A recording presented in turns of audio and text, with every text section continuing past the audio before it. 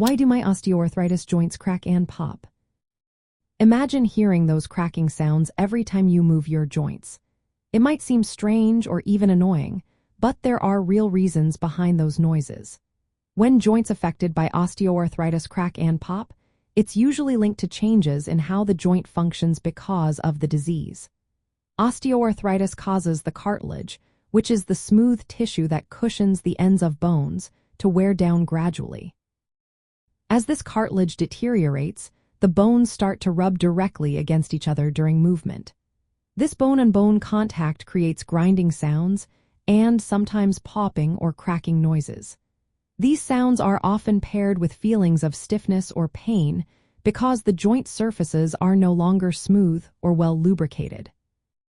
Another reason for these noises is the formation of gas bubbles in the joint fluid. Joints are surrounded by synovial fluid, which helps keep the joint moving smoothly. This fluid contains gases like nitrogen that dissolve when the joint is still. When you move or stretch the joint, these gases can form bubbles. As the bubbles collapse or burst, they produce a popping sound. This process is called cavitation and is quite common.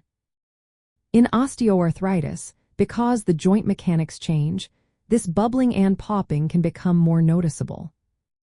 Ligaments and tendons, which are soft tissues around the joint, can also cause cracking sounds. In osteoarthritis, these tissues might become tighter or snap over bony bumps or irregularities caused by joint damage. When tendons or ligaments move over these rough areas, they can produce clicking or snapping noises. So, in simple terms, the cracking and popping in osteoarthritis joints happen because of three main things. First, the loss of cartilage causes bones to rub directly against each other, making noise. Second, gas bubbles form and burst in the joint fluid, creating pops. And third, ligaments or tendons snapping over bony parts add to the sounds.